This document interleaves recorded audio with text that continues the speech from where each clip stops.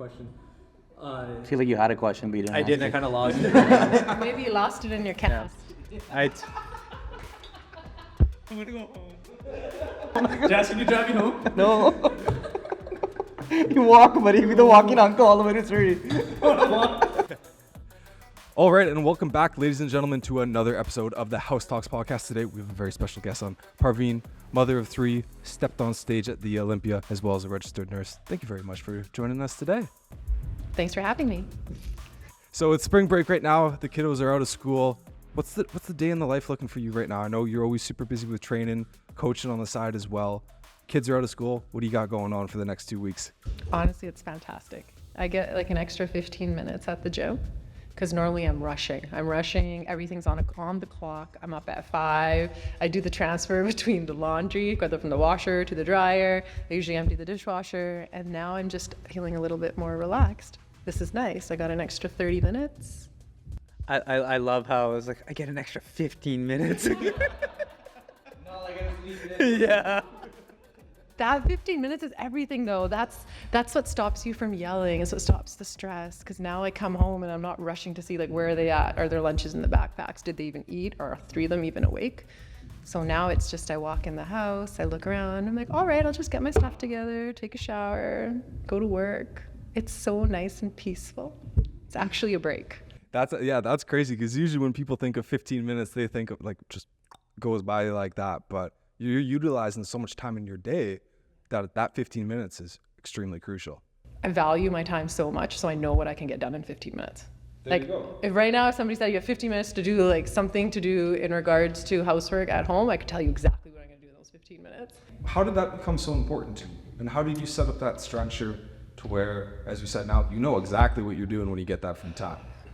Yeah, I've always thought of myself, I guess it just goes way back to the way that I've been raised. Like I come from a family where everybody's a morning person. And both my parents work out regularly. So I know this from being a young kid, that everybody wakes up in the morning and it's just normal to work out, right? Everybody works out fasted. So my dad's off, he starts doing his walk in the morning. Sometimes he's gone for 2-3 hours. Yeah, people have told me to start calling him the walking uncle and start his own Instagram. It's funny when I go on walks in the evening or like by myself, I actually call it my uncle walk. Yeah. I stopped going on walks that I felt like uncle because I used to have a dog, and after we put him down, they want to go for walks anymore. I felt so weird by myself. I get random messages on my Instagram saying, "Oh, Parveen, we just saw your dad. He was always walking around Mill Lake again." Or, "Oh, what is he doing on the corner of Huntington and McCallum?" I'm like, I have no idea what this guy is doing and where his car is parked, but he's just making his rounds all over town. Okay, so now I'm starting to understand Parveen a little bit more. So we actually have had the pleasure of getting to know Parveen this past year and a half since we started the supplement house. Backstory, she is a cousin of one of our very good friends. Shout out Raju. And we got to know her through there just because she's in fitness. She lives in the Abbotsford area, and she's competed in some high-level shows, the Olympia. Not to brag, not a big deal. Yeah, not too big or anything like that. Yeah, it was a thing. But honest, now it's okay. If your family works out, like everyone's a morning person. It's starting to make sense now how you juggle all these type of things. You got 3 boys. You're still working out every single day at 5 a.m., 6 a.m., whatever it is, and even valuing your time the way you do. Okay, I'm starting to understand you a little bit more now. Yeah. And so growing up, I just remember the value of working out. So even if we ever went to India, we went on a family trip, or we went to Disneyland, my dad didn't start the day before working out. So he would be like out of the room already, the hotel room, and he'd be going for his walk, doing his exercise, doing whatever it was that he was going to do, and we'd all be in the room getting ready and just getting everything together so that we could go to wherever we were going to go. And I just remember that etched in my memory, like even when it was time to go to high school, and me and my brothers, we'd all have to be ready standing downstairs in front of the truck, waiting for my dad, and we'd try to look up the street and down the street. We're like, is he coming? Like, is it time to go? Because he just timed his walk exactly with the time that he needed to come home to drop us off. So to us, like, it's such a heavy weight and emphasis on walking, fitness, movement, whatever people want to consider fitness, right? Like, because it's just at all levels for all different types of people.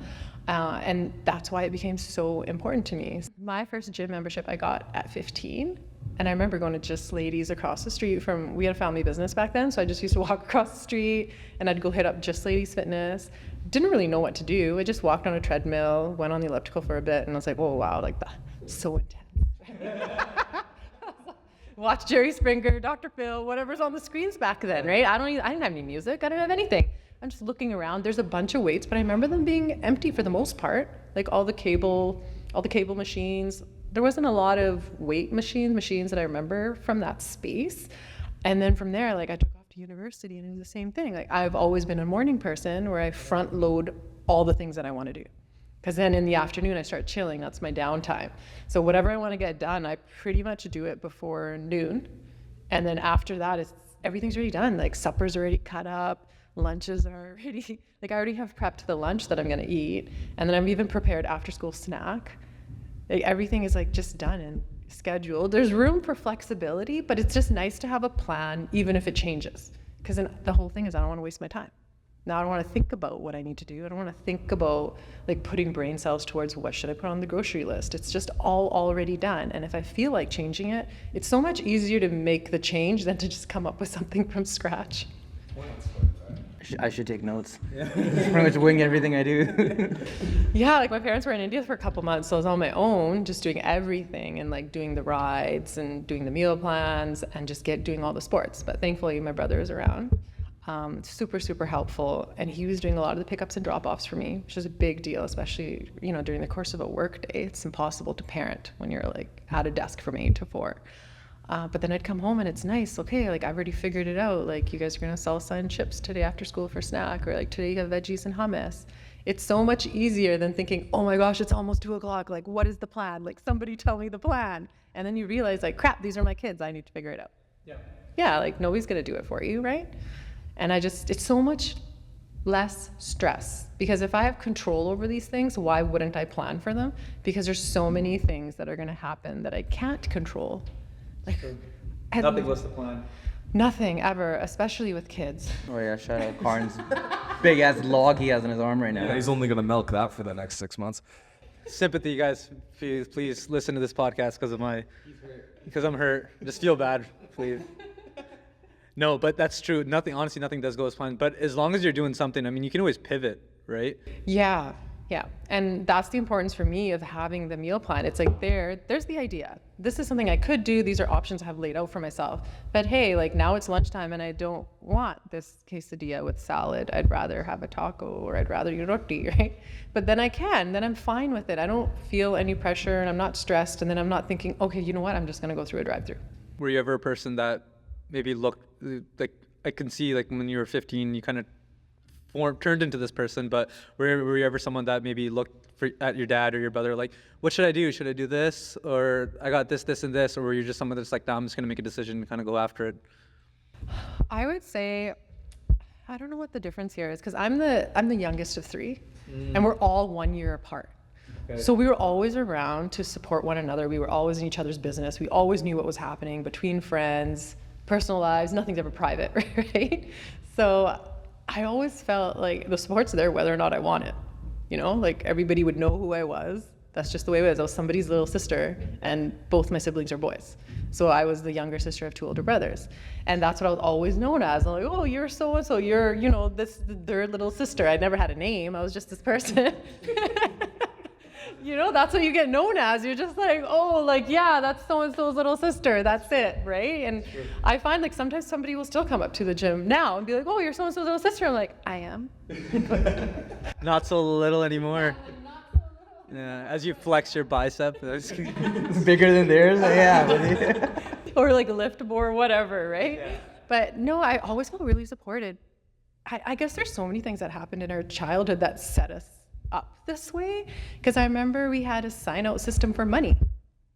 Okay. Yeah, so we had a family business. We used to own video stores, the nostalgic days of having video stores. Some like Blockbuster and stuff like those? Basically, but we were Save On Video. Okay. And it was absolutely amazing. Like we just hit it up every weekend, grab the sour keys, grab some movies, grab some pizza, and like that's the weekend, right? Like our house was the place to be. But like obviously that we need some cash flow, right? So my dad just used to put a bunch of money in this drawer, and then he put a piece of paper next to it. And he's like, I don't care what you guys do. He's like, just tell me where you're using the money. Like there it is. And so then we just take out like, oh, like $10, $20, and like write your name next to it. And he's like, just give me the reason. Because it was easier than him giving us bank books, because you had to go there and manually update them back then, right? Like I've had a bank account since I was 8. I still have that bank account. Yeah, I have the same bank account. And and that's what I remember. Like, so we'd sign it out, and I do the same thing with my kids now, just so that they have financial awareness, right? Like it's being like, there's fitness in so many different ways. I don't know, I think this stuff is so important. That's so true, because you got to think a lot of kids nowadays, or even when we were growing up, money was always like a weird thing to talk about. But it was real. Like you actually had cash and coins. Yeah, now kids have the app. They come in the store, just tap their parents' Visa. Yeah. Where you, as a kid, was like $10, $20. This is where it's going to go. And I'm sure if it was going somewhere not so great, your dad would have something to say about it or something like that, right? Yeah. So like it's basically like a logbook. So keeping accountable through kids, but still giving them a little bit of free range to make their own decisions, learn through experience, and being like, okay, maybe I shouldn't buy $20 worth of candy and eat it all in one day or something like that, or whatever it may be. Or you call each other out, right? Because if you see one sibling, it's like $10, $10, and $10. And like, hey, he only like stocks you up once a month. Like, what are you guys doing? Like, where's this money going? So you're kind of accountable to each other too. That's awesome.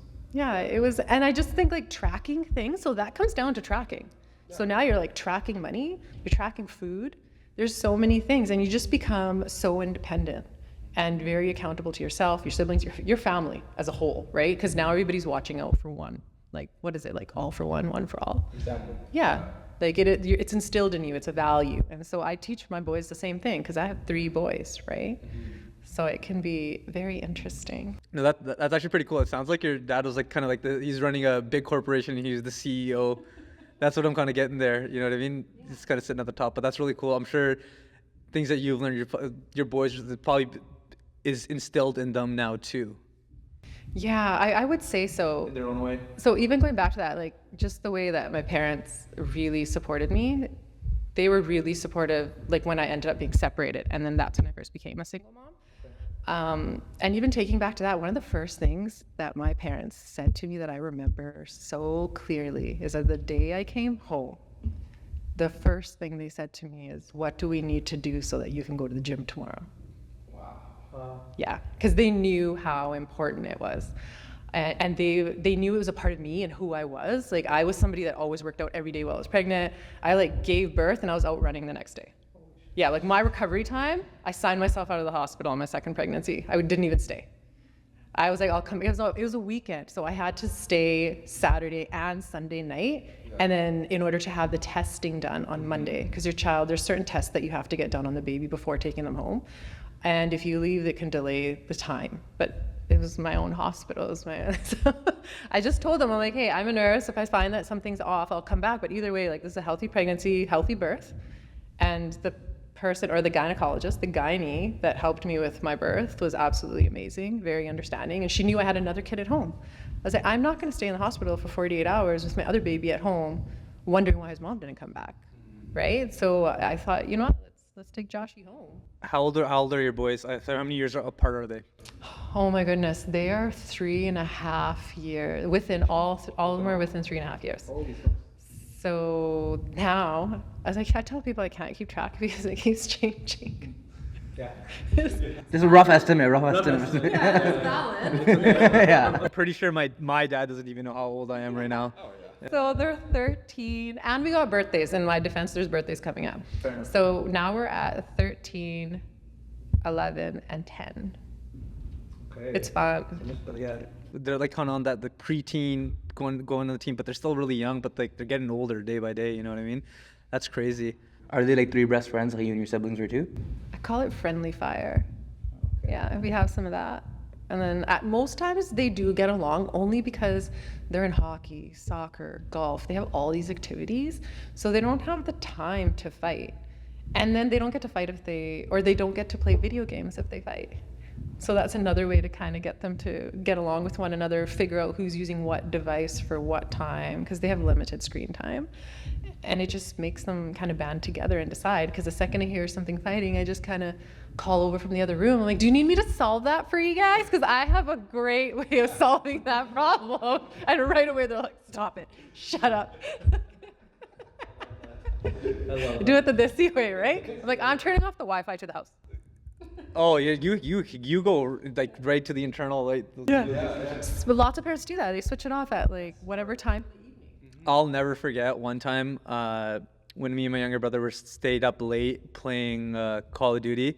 My dad came into, this is when me and my brother shared rooms. We were quite young, and he came into the room, looked at us, and we both have our mics because we're on our, our headsets, swearing, yelling, whatever. And his room was right behind ours. He comes into the room, looks at us, we look at him, not a word is said. He comes, he takes away our headsets and just walks out of the room. And then me and Gavin look at each other and we're like, wait, so we can still play? We just put it on mute and kept playing. And then we're just like, oh, Dad did not think that one out. So you're doing it the right way. You're doing it the right way. You're because it's like, we still got to play video games. Yeah, but after that, then my dad, I think he realized, like, okay, next time I'm just going to take the entire PlayStation, which he started to do. My mom did that once. Just came back to like I was mid-game, took the CD out of the PS3 or whatever, and just left. Yeah. Oh yeah, there were CDs back then. Now it's memory, like it's where the little sticks. Did you ever play any video games? Oh, all the time. I still play. I'm Mom 7.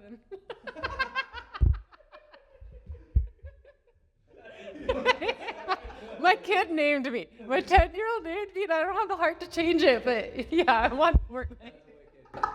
I wasn't expecting that. Not gonna lie. I was not expecting that either. I grew up with video games. Okay. So we used to have video games straight through the weekend, like 2-3 days straight. My brother's on one console downstairs. I'm on another console upstairs. We probably had a console in every room. We owned the store, right? So like we had Sega, we had the original, we had NES, and whichever one we liked. So like, I don't know, we have Donkey Kong, we have Contra, we got Tetris, we had it all. What was that TKO, Mortal Kombat, Street Fighter, on top of everything. Yeah. Pro, I'm telling you, pro. Chun-Li, all the time. And all the sound effects, right? But, okay, so it's all within 3 years. That's crazy. That probably made me more competitive. I was gonna say Wait, it all kind of what ties games are you in. playing right now? Fortnite. And I have kills. My kids are so proud of me. And I'll be like, what? What did I do? They're like, Mom, you have kills. I was like, what does that mean? Are you beating your kids into it as well? Or? Well, this is my thing. I have 3 boys. So it's also bonding time. And I'm trying to think, like, how do I stay on the same page as them as their mom? You know, I was like, how do I be their bro? Do you have you introduced them to the games that you grew up playing, like the old consoles? I tried. You know that console that came out a little while ago and it had all the games preloaded? Yeah, and it had Contra. Nintendo Switch? No. It's like, it looked like a mini NES. Like a mini Super Nintendo. But it was a Super Nintendo. Yeah. I know what you mean. It was preloaded. Yeah, but it was like so small. Yeah. And it sold out so fast. It sold out super fast. Everybody was on top of it. And the kids actually liked it. Okay. They didn't mind it because I was told them, like, this is 2D right here. Yeah. This is 2D. Right? Yeah. I was like, you couldn't even buy this if you tried. Yeah. They were like, Mom, this is so weird. Speaking of That's so speaking weird. of the How dog, there, you gave him a shout out. Be like, we're doing the podcast right now. You're gonna live a long life, right? Hey. Yes, you know you're gonna live a long life. You want to know why? Because we're doing a podcast with Parveen right now. I literally picked up mid-episode, and we just gave you a shout out. We literally gave you a shout out like 5-10 minutes ago, right, guys? We legit did on the podcast. Gave you a shout out while we're talking to her, and you called. That's really weird. It's really. Are you here? Guys, you just deserve the shout out. We're not gonna tell you. You gotta listen to it. You have to listen to it now, but that's really weird how you called. Let me put you on speaker real quick. You deserve the shout out, bro. Yeah. Bro, I'm the least interesting. We might have to keep this. Raju called during the podcast. That's wicked. It's like, we're not even live yet. Yeah, I'm not even live yet. I know. We're just in the middle of shooting it. Yeah. Do you have any questions for Parveen? What should we ask her to embarrass her? He's baby Raju. He doesn't know anything. Yeah, I don't know. I don't know too much. She used to be really mean to me when I was a kid. You know, I think the mic picked that up. He might have to keep that. He was 10 years younger than us. Yeah, so he's a nuisance, right? We're like, get out of the room. She never would have let you go to your cousin. This is hilarious. Oh, this is wicked, bro. Okay, what do you got? We're gonna keep shooting, but I'll call you when I finish up here, okay? Okay. Okay, bro. Sounds good. All right, bye-bye. That's actually really What are the odds of that? I was always running into problems with childcare, especially when the kids were younger, and I was working multiple locations because within the health authority, I was being just sent to different hospitals. Sometimes there's meetings in Surrey. Huge issue with childcare. So I used to hit up all my mussies.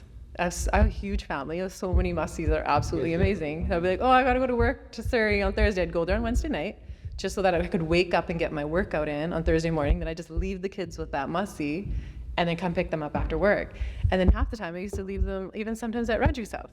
Okay. So, because their moms, I love her. And she's absolutely amazing. And she'd move things around in her day and she'd be like, oh no, it's okay, I'll take like Vinny's kids, which, you know, I'm also Vinny because I'm brown and I have 2 names. Yeah. So, Also, all yeah. makes sense. Yeah. Yeah, it's all brown people. Like I literally have like 5 nicknames too.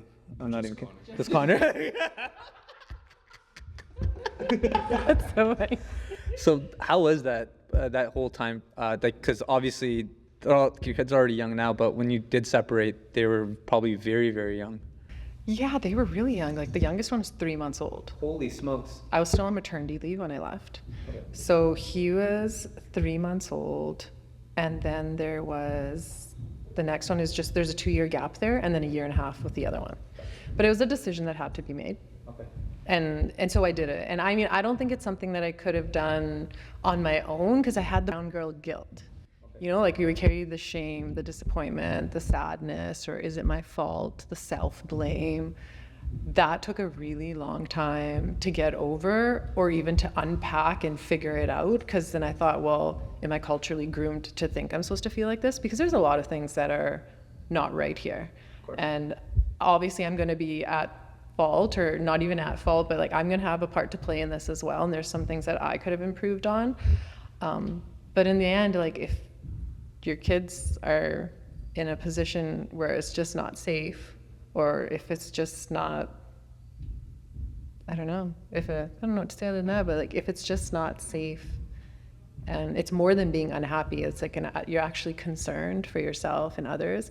I don't know if I would have been able to leave on my own, like within my own strength. Like, it was actually my brothers and my dad that just put their foot down and said no. And because for me, I thought, oh, this is my job. I'm supposed to hold this together.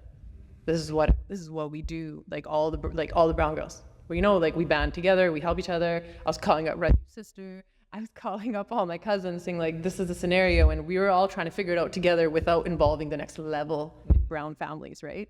Just trying to mitigate everything amongst ourselves. And they all said it. They're like, if you take it to your brothers, you can't take it back. You know, the second your brothers know that there's a problem, you can't take the problem back. Like, it's out there, right? So they're like, just make sure you know what you're doing by the time you do that. And I remember even this one time where I came home at night and I stood outside his bedroom door. I'm like, should I do this? Because if I do this, I'm not going to be able to take it back. And I didn't. And I didn't knock on his door because I thought of all the different things that would happen in his life and my parents' life and my own life and my kids' life. Like, the whole world comes crashing down on you, right? Like, you're thinking of all these different scenarios and you're like, no, like, I can do this. Like, I'm resilient. I'll figure it out.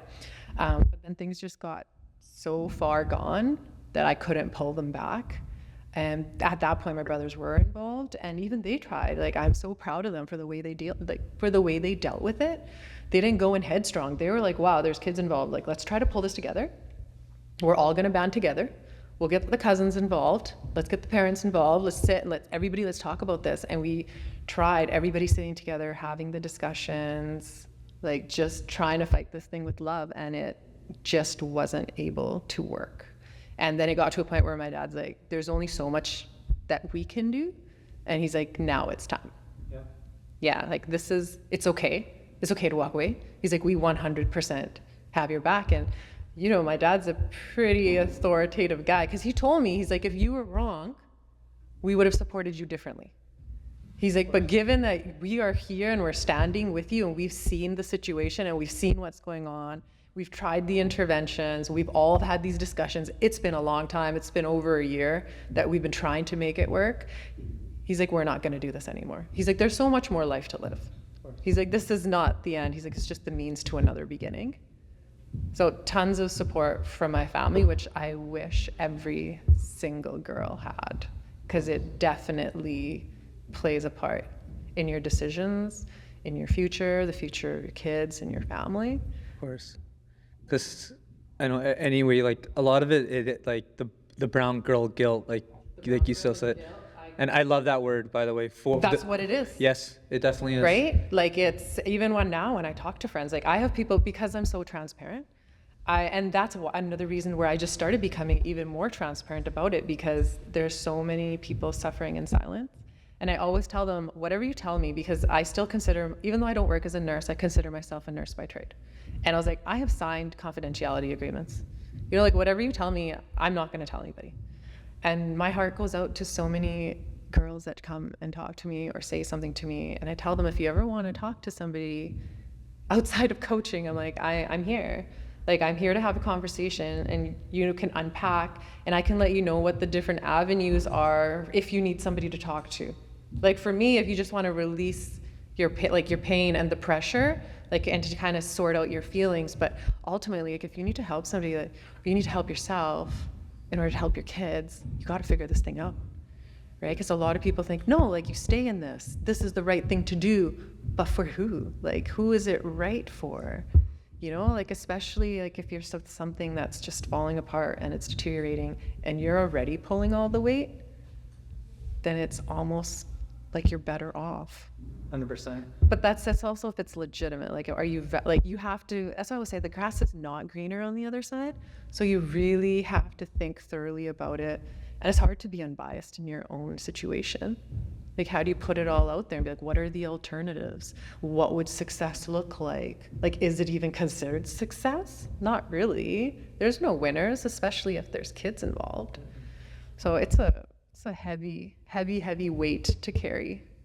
Anything heavier. Like, I don't think there's anything heavier than that at the gym. No.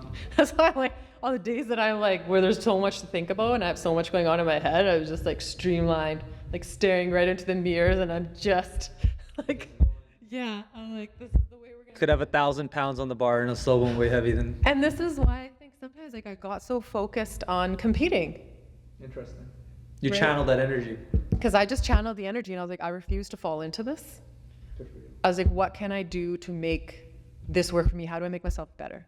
And I thought to myself, I'm like, what is like the secret to surviving this? Like, how do I get out of this? And then, you know, I'm all about reading podcasts and like talking to people.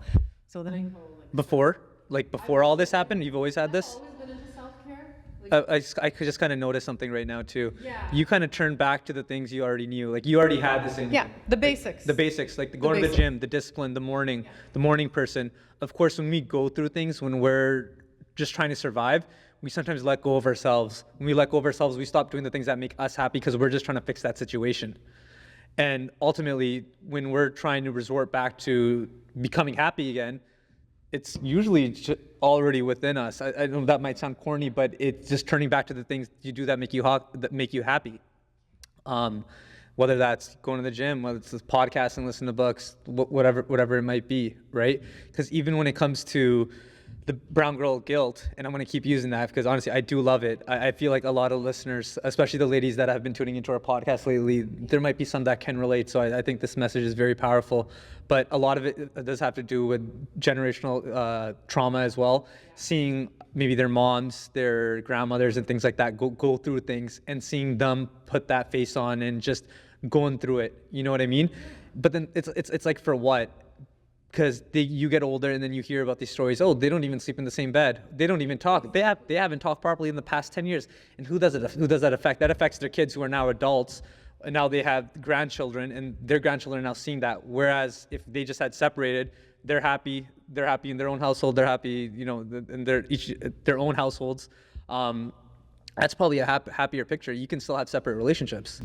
Or just figure out what happiness is. Because maybe like for our parents, they were happy. That's what they knew as happiness. They didn't care. It was, we're keeping our family together. We go to our community events. We go to the Gurdwara. This is how we do it. We've built our house, and our kids like, look, everybody's an engineer and a doctor, right? But they're not. So, but that's happiness for them, and that's okay. But now for this generation, it's a bit different. You want that relationship with your spouse. You want to be on the same page. Your in-laws do not control your finances. They do not make decisions in the house without you because you're married in. Like some of this is a bit ridiculous and all feeding into the diaspora, right? And I definitely am not going to stand for it. I mean, my parents sent me off to school. I was off in Saskatchewan, Manitoba, and then I was doing something at Queen's.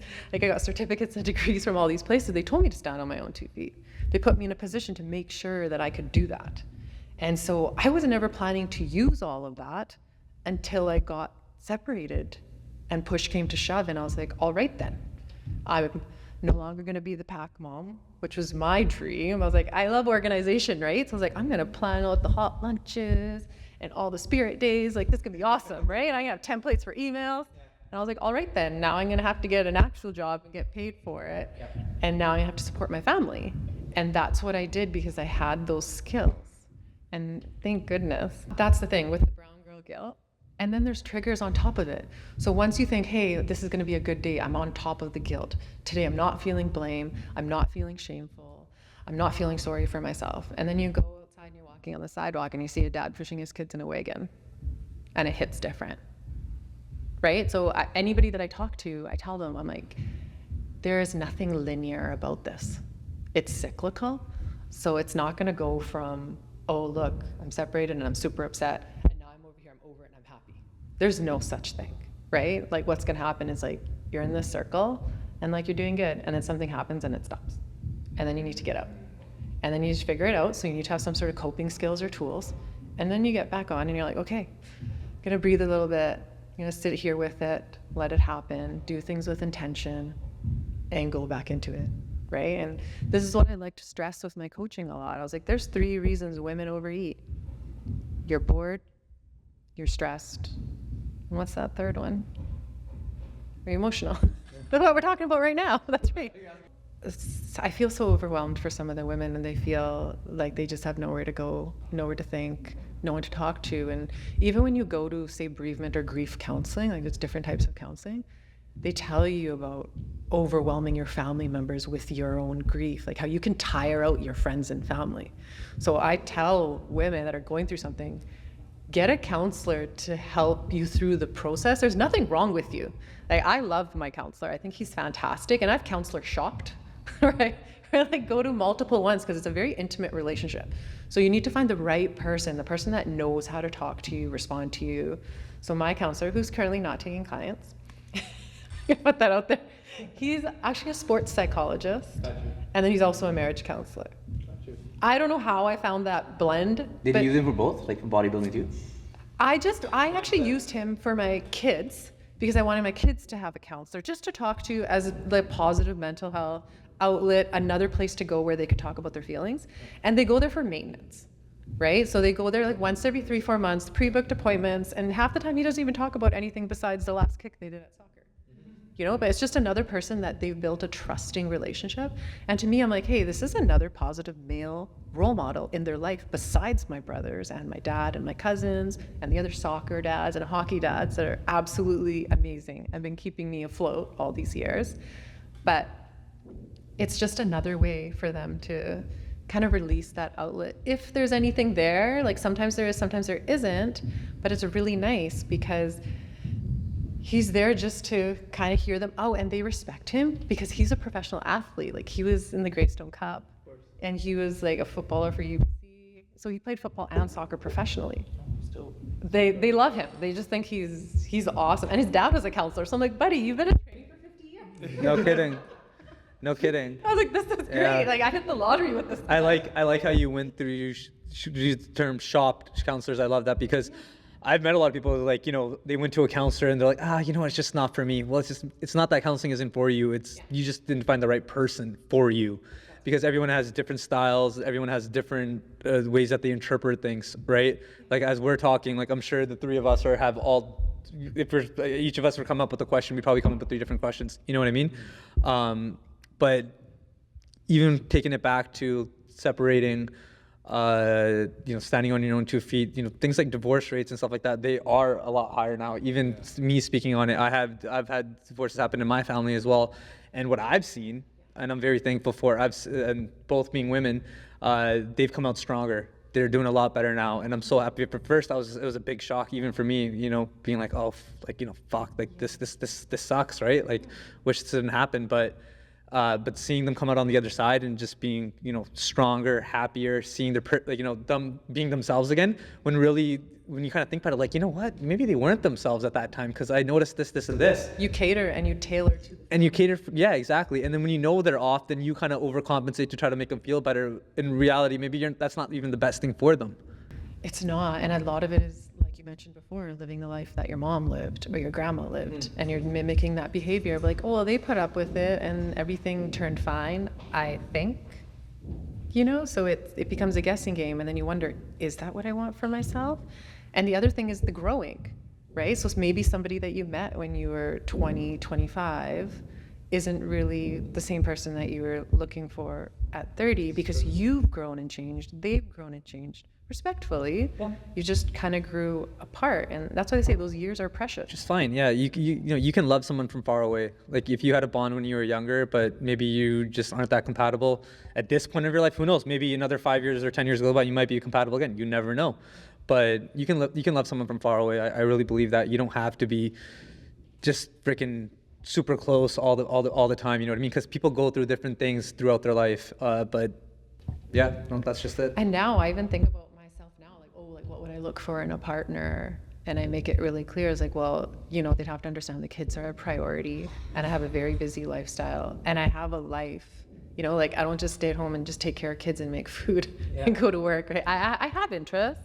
I do a couple of things, right? I like to work out once in a while. I like to go to competitions, and I like to go to retreats, and I like to travel. And I have this whole other part of me, so I'm not just your conventional housewife anymore. Like it's like, oh, you're gonna go to a baccarat party on Sunday night, and then you're not gonna come home till 3 a.m. and you're just gonna go out drinking and then be useless the next day. Like, no, that's not my lifestyle. Like I'm in bed by 9, I wake up and I go to the gym at 5 a.m.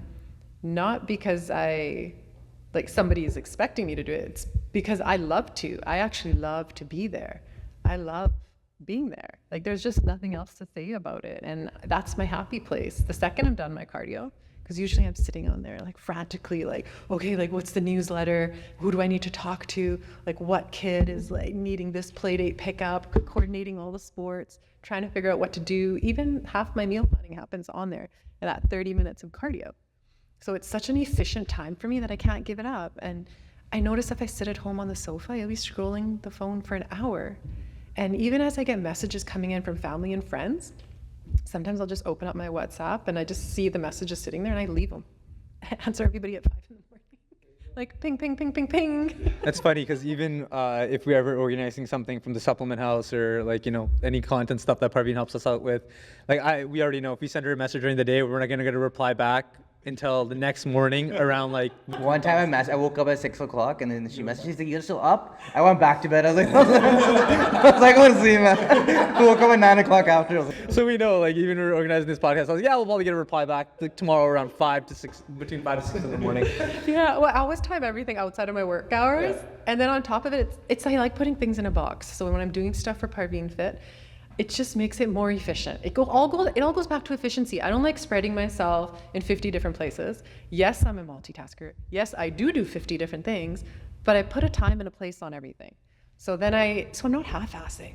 If I'm half-assing, why am I even doing it? What would you say to someone for yourself? You had an outlet, right? When the separation had happened and you were going through a very hard time in your life, you had the backing and things like that. What would you say to someone that maybe they never worked out? Maybe they don't like sports because they got made fun of for playing sports when they tried when they were younger. So now they can't get behind it, and they don't really have that many hobbies that they can go and just look at themselves in the mirror while they're lifting the weights and just saying, yeah, fuck you world, I got this. What do you think? It's always a vibe. It's always a vibe. That's always the vibe. What would you say to someone that's still trying to find something? I'd say it's really important to find yourself, like through self-care. And for some reason, a lot of people do think it's fitness and it's at the gym, but not necessarily. Like if you're somebody that likes to read, just get your coffee cup, go sit on a corner of a sofa. I know any mom right now, like you said, hey, I'll watch your kids for 5 minutes, go sit on the sofa with a cup of coffee and like just pop open magazine. She doesn't care what the magazine's about. Right? She's like, just give it to me, just give me the book. She doesn't care if she's reading about cars and trucks, she'll do it. You know, like, because they just want that little piece of sanity. And if that's something you can take for yourself, just 5 minutes a day seems easy, even though I know it's difficult, but it's that 5-minute action, right? Like whatever it is that you're going to do, just commit to it wholeheartedly and even track it manually if you have to. Don't track it on your phone. This is what I tell some people, right? Because people lose track of that electronically. It's like electronic money. It's not really there, right? So then you go onto a piece of paper, like actually print one out and just tick it off, put it on your fridge and say, no, I did do my 5-minute action. So even if you're going for a walk, pick a podcast you like, listen to this. like this podcast. Yeah. Yeah. Listen to this podcast, put it on and just walk around your block. So I have a really sedentary job. If I didn't work out, I'd be concerned for myself. Sure. You know, like I probably, like there are days when I have not worked out and I kid you not, I'm at like 300 steps. Like, is that humanly possible? Like I literally walk from my bed and sit down on my desk. Yeah. That's it. That's my work day. That's bad, right? And so if I didn't have that 2 hours of gym time in the morning, I would look the way I look, basically. Yeah, right? Like I look a bit different. Talk the way you talk, feel the way you feel. Yeah. And the energy you put out to everyone else. Even the people at work will tell me, they're like, bam, you're on it in the morning. And I was like, yeah, that's my prime time. Those first 4 hours, I load all my meetings, all my emails go out, and then they know in the afternoon, okay, like Parveen's going downhill now, right? like, she's fading, right? Everybody in the office can breathe. Like for me, right, and I know like us three can probably agree because we all kind of do the same thing. Like we go to the gym and stuff to make ourselves feel good, right? No matter, or play hockey or play basketball, Connor. So like if anyone asks me, like I'll tell them like, you know, work out, but I've started to realize is that I was very ignorant to the fact that some people just don't like that. Like that, it doesn't do anything for them. If anything, they come back like, hey, well, now I'm sore, now I'm sweaty, and I'm still feeling shitty. So like, what the fuck? Like this didn't really help, so I'm not gonna do this anymore. And my reply used to be, and I still do feel this way, obviously it's always dependent on the person, it's, well, try it for a little bit longer. You know what I mean? Like just if you did it that one time and it didn't work, because I'm a big believer of like, if you can make your body feel good, right, it'll like physically, if you can affect yourself physically, it'll affect yourself mentally, right? And it all kind of works with one another, right? Like everything, like all your energy line. I won't go too deep into it, but I'm a big believer in that. But I love the fact that you said, you know, well, okay, if you don't want to go for a walk, if you don't want to work out, pick up a book, have some coffee. It's downtime. It's downtime, yeah. Find something that's just specific to you. And knitting. Yeah. Right? Yeah. Like it's like only when you're reading, that's just you. It's you in the book, right? It's something that only it's your painting. It's you. It's you and the paintbrush, right? Like if you can find something that's you're doing it just for yourself, I feel like that can move mountains too. It does. I have a question, which was, did ParveenFit that's when ParveenFit was created? Well, I'll circle back. Yeah. I feel like ParveenFit was already there. Yeah. Like 15-year-old Parveen going to She's Fit, or sorry, Women's Fit, whatever it was back then, was already kind of created then. But I mean, like more so of you helping people, like your Instagram account, your coaching. Did that got done after you're going through the hard time in your life? It did. What ended up happening is I started going to I was always at the gym, but then during COVID they started putting time slots on gyms where you could only go for 1 hour. It's the dumbest thing ever. Yeah, and I was like, what on earth is this? And I work for them, right? So I was like, all right, no disrespect to the rules, I'll follow them. The 1 hour time slots, so you're restricted. And then I was going between Club 16 and Good Life, and they were across the street. So, yes. So what a couple of us would do is we were signing up for 5 to 6 at Club 16, then we'd go across the street from 6 to 7. And then we'd get our cardio and stretch done and activation at one place, and then you go over across the street to Good Life, and then you just do straight weights for the hour. And so we started doing that, and one of the guys at the gym who I slowly started to get to know, I think for 6 months, you know, you just... It's like that, like I thought. First week meeting gym bro, like this. Second week this, and then like a month in just dapping him. You still, the end of it, you still don't know your name, right? But he's bro. Like, yo, bro, what's going on? You know each other's lives. Like, yeah, I'm going through this. I'm about to buy a house. Like, oh, sick, bro. No idea what his name is. Yeah. So that's basically what happened. So Jim Bro, who's now one of my best friends, he's absolutely amazing. And he came up to me and he was like, so, you know, you're here every day. Like, what are you doing? And I thought, this is what I love to do. And I was thin, right? So I weighed 130 pounds then. I weigh 150 right now. And my stage weight is 140. So that just goes to show how thin I was at 130, right? And he goes up to me, he's like, you know, this is the thing I love about gym bros. When gym bros talk to you about your weight, it's always backed with facts, and it's always flattering, and it's always for a reason. You know, they're never inappropriate comments. It's always like, hey, you look like you've been working on those lines. You know, like, you know exactly what they're talking about. It's like, yeah, you know, actually I have, right? Yeah. I've done it once in a while. Like, that's Yeah, right. you know, I come to the gym a bit. You know? And then, well, I would say like, oh, have you been doing different? Like, you've been maintaining for a bit. Like, or are you gonna go to another show? The conversation is so different with regulars at the gym, right? And so he started saying to me, he's like, so what are your plans? Like, what are you trying to do? He's like, you're thin right now. He's like, you know what? There's something missing. And I'm like, what is it? I was like, I'm coming here and I'm doing this stuff regularly. And I didn't clue into diet until this point. So I ate healthy, but I just ate portions. I didn't realize macros. So for me, my missing piece was macros. And I wasn't having enough protein. I was, you know, the usual female that comes in at probably 30 to 40 grams of protein, sadly. We get that a lot as well. Like even some big dudes that come in, like, you know, that weigh like 230 pounds or whatever. And like, so how much protein do you take, bro? Because like they're complaining about like how they're not recovering. I need electrolytes. It's like, oh, I'm like maybe like 80 grams. Like, no, bro, you don't need electrolytes. You need more protein.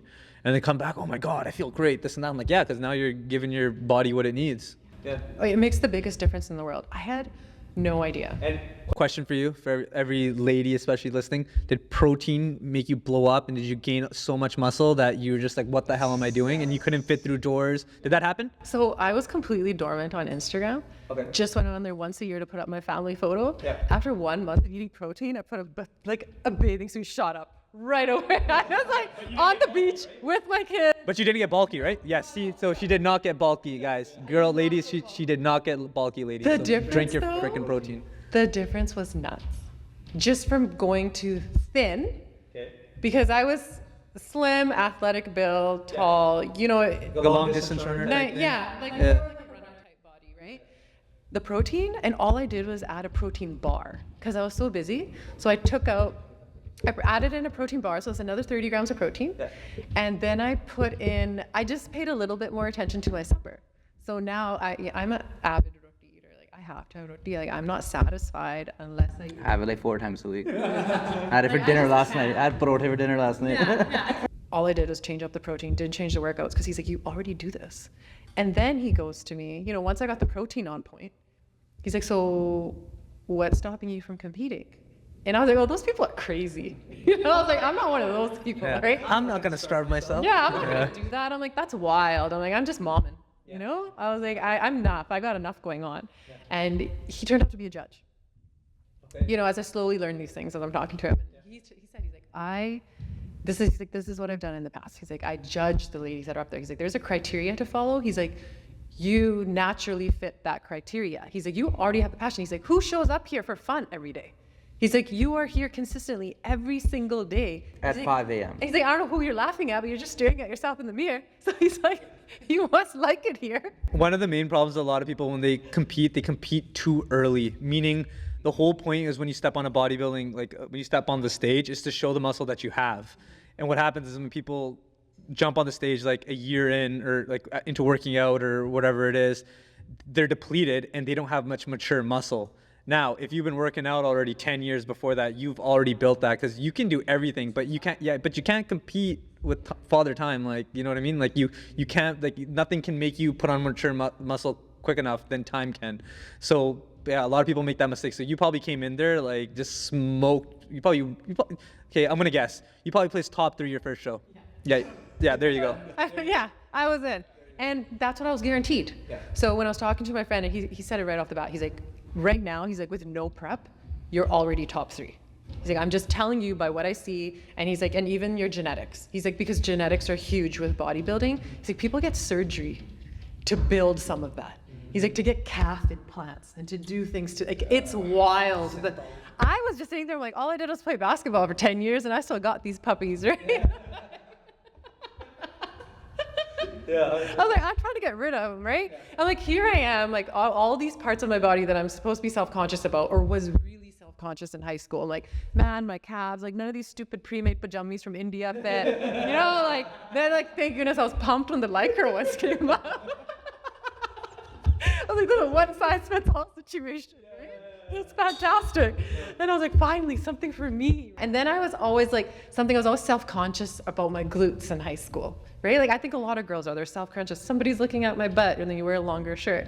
And then I thought, okay, like, this is what I'm supposed to do on the stage. I'm supposed to walk out and actually shape them and contour them and make them look a certain way. And I'm like, all right. And basically I got guided through the. Because you competed in bikini, correct? In bikini. Yeah, I got you. So like camis, I know a little bit because honestly, bodybuilding is one of my favorite sports to watch and keep up with. But like I know for bikini, it's like camis, your hamstrings, your glutes, your waist, right? Waist to hip ratio is huge. Huge, yeah. Yeah, and then. And that's where a gym bro comes in, where gym bro can tell you without being a weirdo about it. Right? Like, it's just like, this is what you need to do without being like, oh, wow, damn, like, you know, being a complete, like, weirdo. Oh, even my coach at that point, like, when he first saw me, he's like, oh, you're just going to come to me like this? He was, this is fantastic. This is a ready-made package, right? Yeah. Like, so basically, when I went into competing, I was already ready to shred. So I went on the stage within 8 weeks. Wait. When you decided to compete, you did it in 8 weeks? Yeah. Like you didn't do like a little mini bulk, nothing? That's pretty fucking crazy. Yeah. I didn't expect that. I guessed the top 3, but I would not have guessed that. That's actually pretty crazy, man. Yeah. That's wild. Yeah, that's like what these like big influencers like the Leary Wheels and like those guys, because they're already so jacked, they just prep for like 6 to 8 weeks and then they like place. But you did that too. That's actually crazy. And I even looked at myself. I always thought of myself as somebody, I was always heavy. Because I'm like, why am I so heavy? Like, even in high school, I'm like, I'm the same size as all my friends. But I'm 120 pounds and everybody else is under 100. Okay. Like, it just never made sense to me. I'm like, what's wrong with me? So it's something I'm always self-conscious about. But then now that I have an understanding of different density, bone, genetic, and my family, I was like, oh, now I get it. I'm just built different.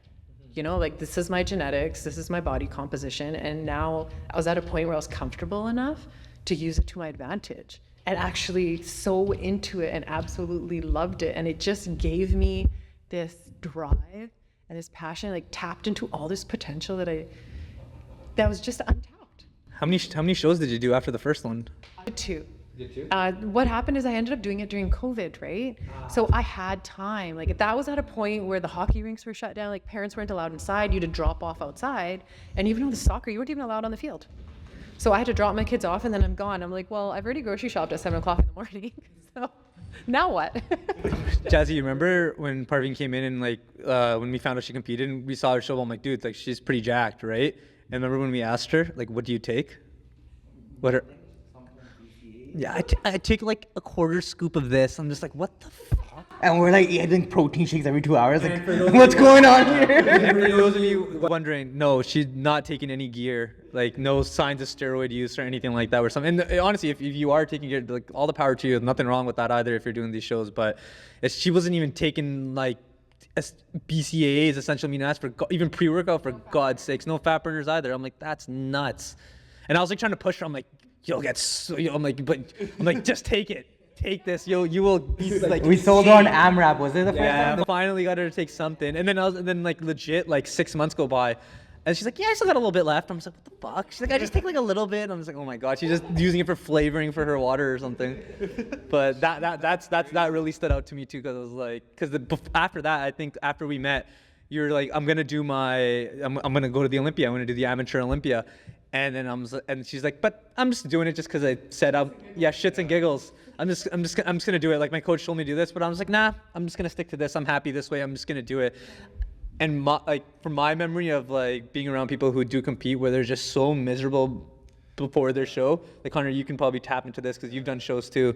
You've done a show, 1 or 2, 2, right? Yeah. So you've done shows. Sorry, plural. but they're so miserable before it. You know what I mean? I can't do this and that. But I remember you're just like so nonchalant. Yeah, like I'm just gonna show up there, this and that, do my thing. Almost didn't even step on stage. I remember the story you told us about how the check-in.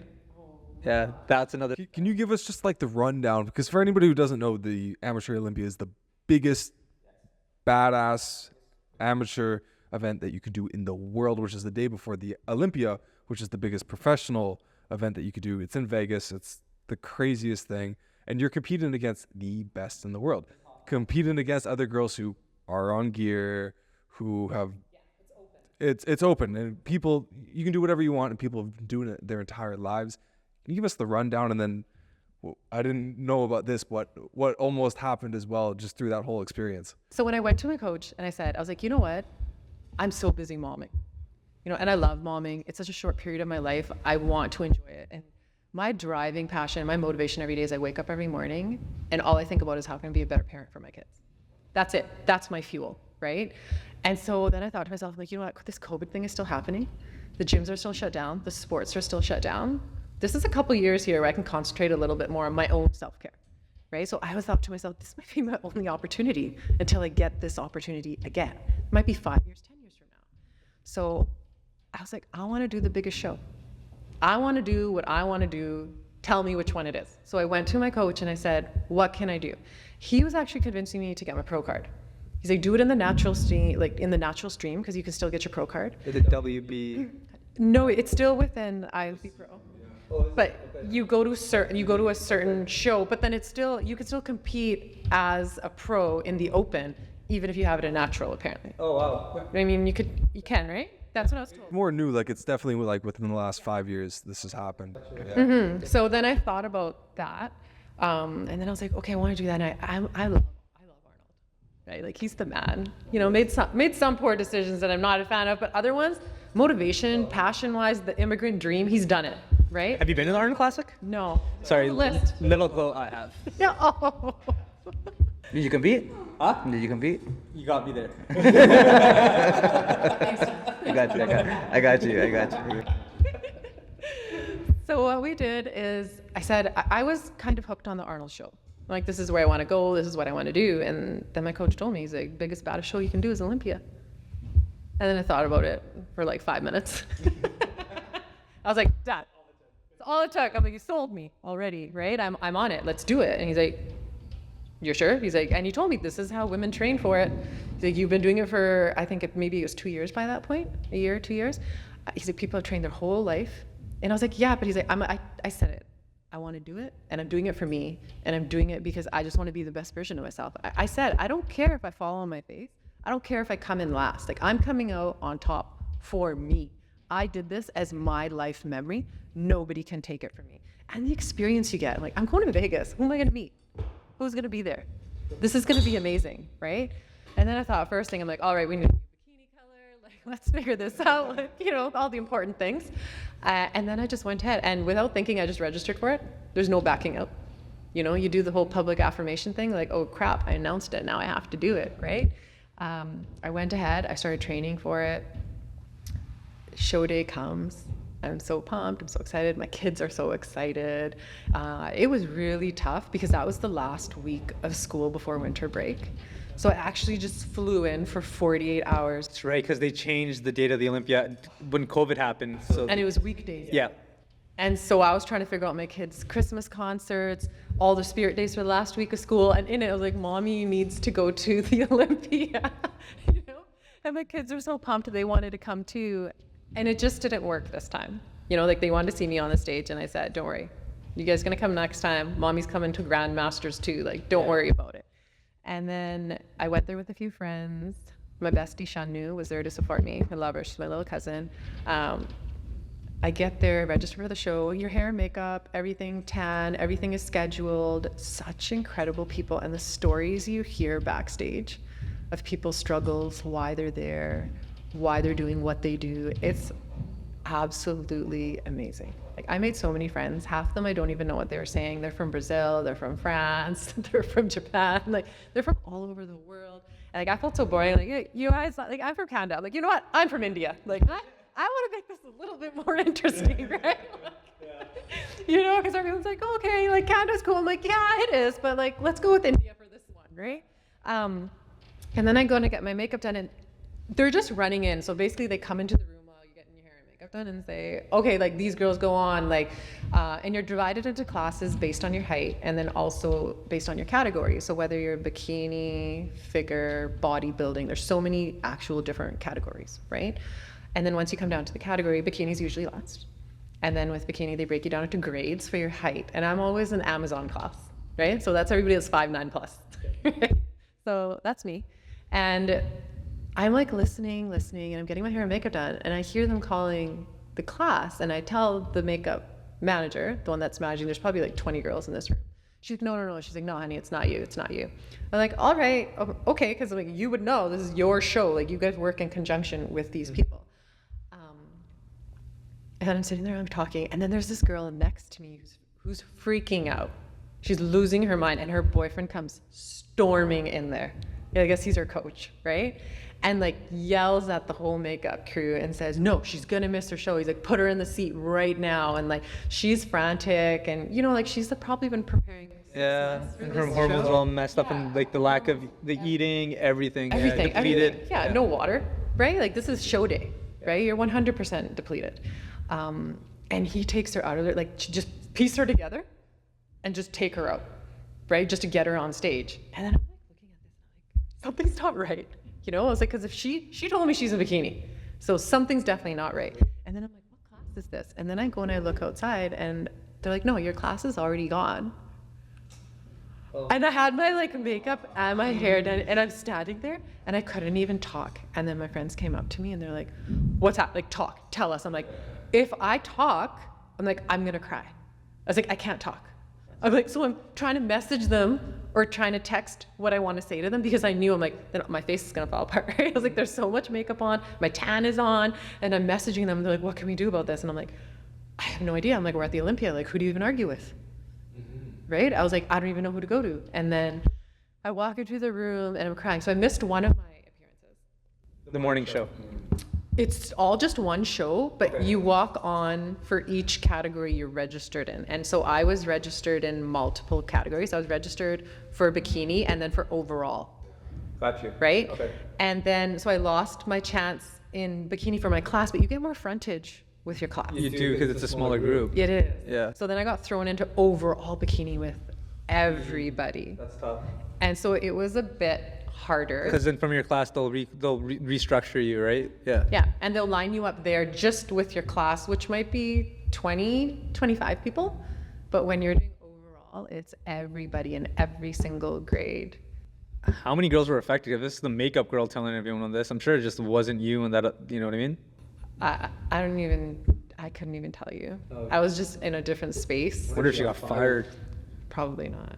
Yeah. I'm not booking with her again. Politics, yeah. Just me sending my email afterwards being like, you're not getting paid, right? Like, this is wild, right?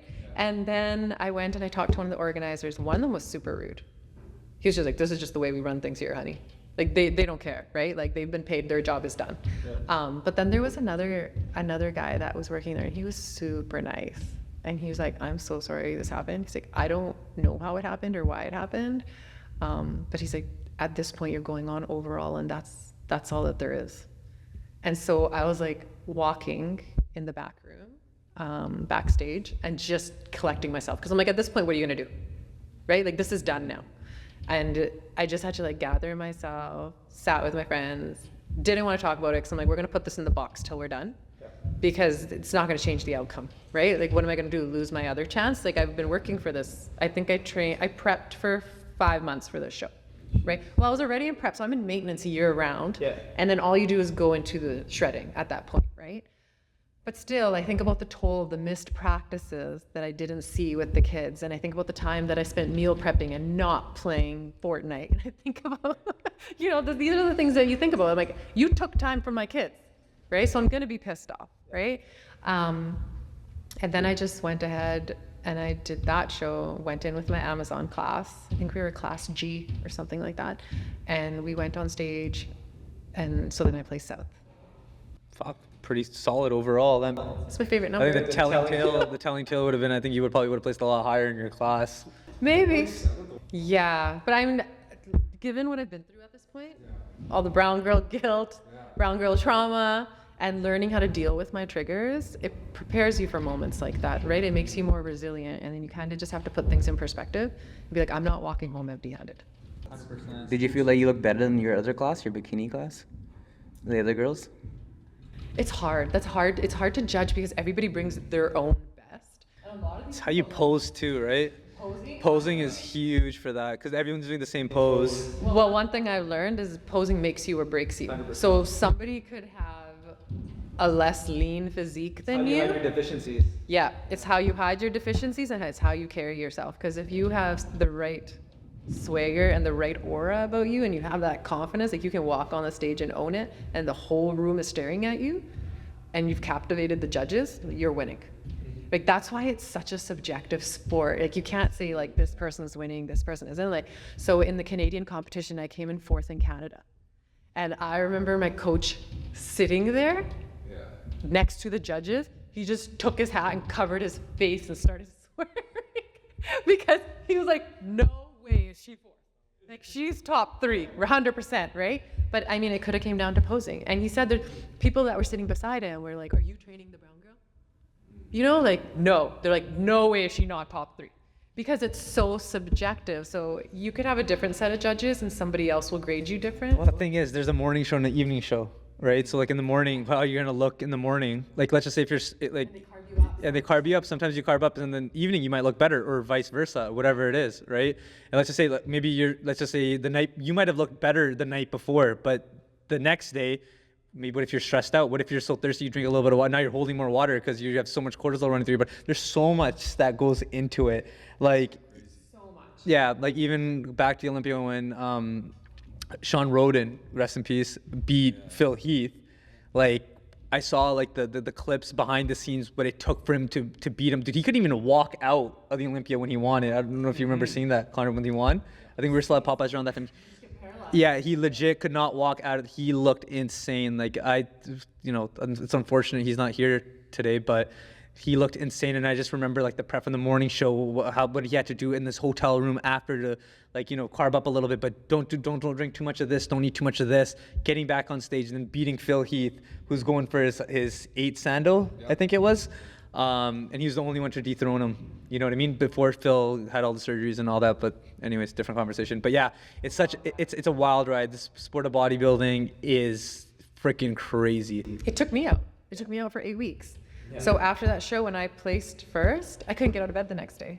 And I couldn't figure out why. So it just felt like my quads, it was like 50 Charlie horses at the same time. And I'm like, is it magnesium? Like, what is this? It's crazy, right? And like, I work in a hospital, so I have all these friends and I'm messaging them. And I'm like, this is what's happening. This is what's happening. Like, I don't know what's happening. Did you have people in the back, like legit cramping up where they're just like in a ball? Yeah, I've seen that. I saw it for the first time. The show that Connor competed in, we were there actually helping out. We were volunteers. And one of the people that we worked with, she's also doing a show, and I felt so bad for her. She legitimately, right before she was about to go on, but she was cramping so bad she couldn't even stand back up, and we had to run, get Gatorade, get something. She chugged it all down, 1 bottle, 2 bottle, was able to get up on stage, and you could tell she's, and like her makeup's all smeared, you know what I mean, from crying. I'm just like, holy fuck, is this even fucking worth it? You know what I mean? Because you put your body through all that shit. I mean, that's a conversation for another day, but it is a very, very tough sport. A lot different than like a hockey, basketball. Score more points than the other team and you win. Yeah, this one you're scoring yourself, basically, and you don't even know who else is coming, so you don't even know how to prepare. And then it's also based on who wins the Olympia, because then they look for that physique. They base it off that because then you need someone to judge it. Like Mr. Olympia, Miss Olympia had this. Okay, how close are you to them? Yeah. Scorecard can change every year on what you're looking for. It's crazy. Well, you talked about Phil, and then the switch to Sean. One of the big things was it was big bubble guts for years and years and years. Sean was the one with the tapered waist, and they're like, okay, this year, this is the physique we're looking for. Where it's like, same with you guys, I'm sure. It's just like, well, maybe it's a tighter waist, maybe it's bigger glutes, maybe it's smaller glutes. And it shifts all the time. And as you said, it's so subjective. They even look at the way you like flick your wrist. You can have too much. You can have too much muscle. Which is ironic because it's a bodybuilding show. You have too much muscle when I'm gonna lose Then you now. end up being wellness. Wellness or fit or figure. Yeah, which is crazy. So I ended up in Emerge at least a few times, like 3 to 4 times after that competition because of my legs. And it hurt so bad that my kids couldn't even sit on my thighs. Oh no. Couldn't even come near my legs, and I'd have severe anxiety because I just knew how much it was going to hurt. And I couldn't go to the gym, which was the worst part because that's my mental health outlet. And so I was just trying to do exercises, stretches, doing a mobility routine. Because for me, I'm not about intensity, right? Like for me, it's the routine. So as long as I'm still waking up at 5, like now what am I gonna do, right? So for the days that I could, I'd go to the gym and do a stretch sequence off YouTube, do my own stretch sequence that I had, because then it still just gave me the mental clarity that I need for my day. Or else I'm just a mess. Hannah. I don't know. I think Parveen should have just taken the supplements we told her to take. No, I'm just kidding. Do you cramp up? I've always wondered. Do you cramp up stage while you're like in your pose? Like, no. You don't cramp? I didn't cramp, but I was shaking. Okay. Right? Like I could feel my hand. It was like this. Nerves? It wasn't nerves. It's because you have to stand there for 5 minutes, and you're posed the whole time. Like everything is flexed, and it is work. It is so hard. It's crazy. Like I challenge anybody at home. Try to hold one pose for 1 minute. I guarantee you won't be able to. It's crazy. It's crazy. You have to practice posing. I spent 30 minutes practicing posing with a timer every single day in the downstairs gym, like in the downstairs room of Good Life.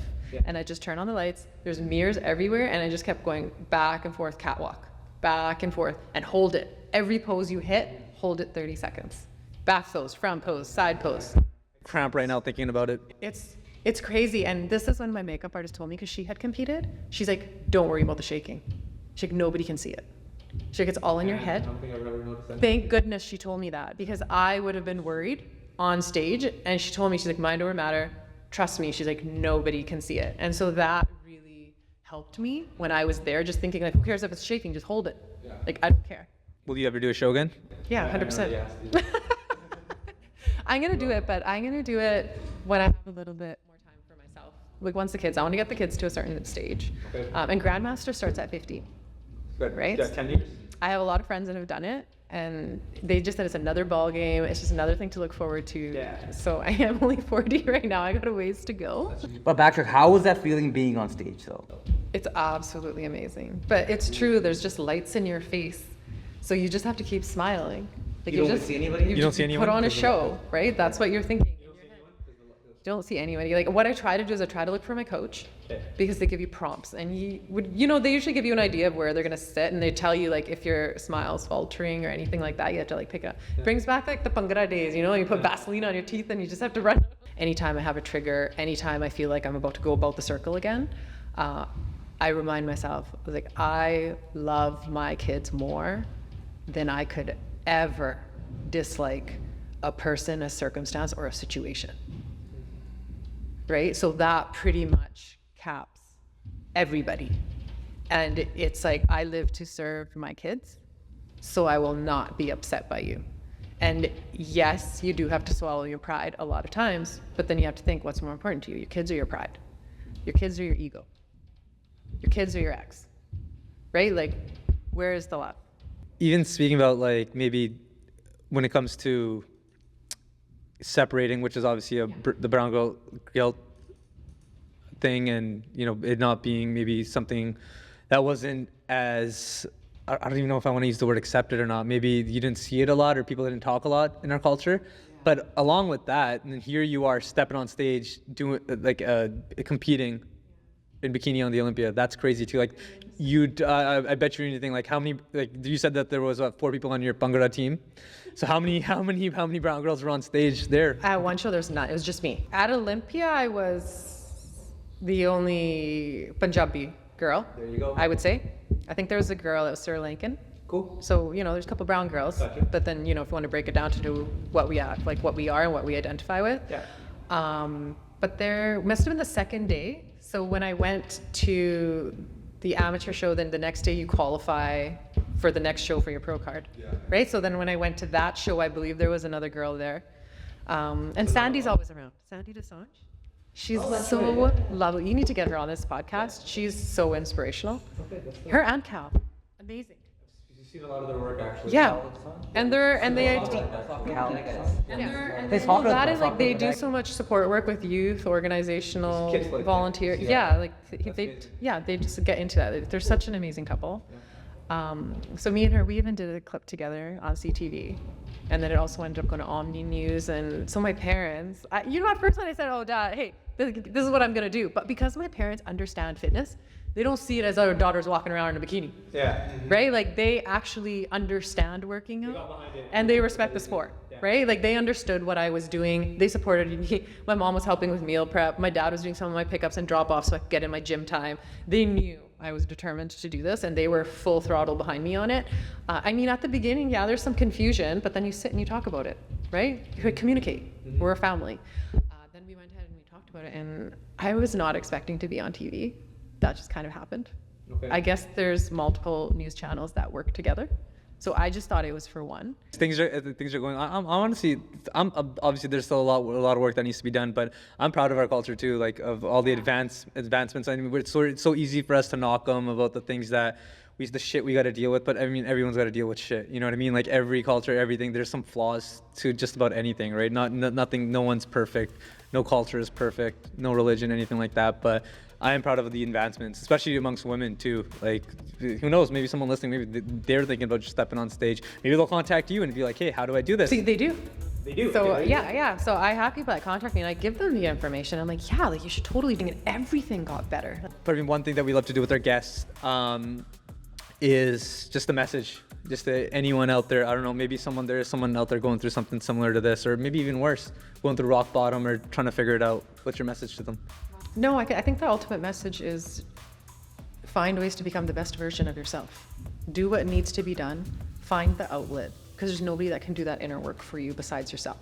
No, awesome, Parveen. No, we appreciate you coming on. Thank you very much. Honestly, I feel like there's even a lot more to unpack here, so we look forward to having you on again. And for everyone listening, we appreciate it. And yeah, if you want to check out Parveen's work, what she does, what she's about, find you. You can find me on Instagram at ParveenFit. That's the social media platform I use the most. There you go, guys. Right on Instagram, ParveenFit. Shoot her a DM. She will reply between 5 to 6 a.m., but she will reply. Other than that, guys, we appreciate you listening. Please hit that subscribe button if you enjoyed this. Share it with a friend, and be good.